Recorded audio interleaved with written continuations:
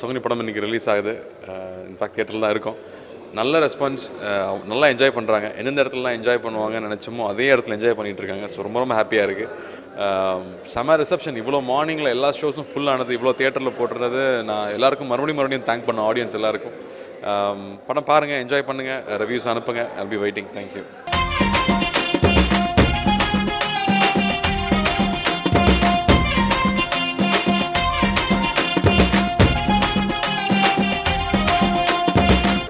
Okay, now number half movie Pathirkam, and I'm really excited.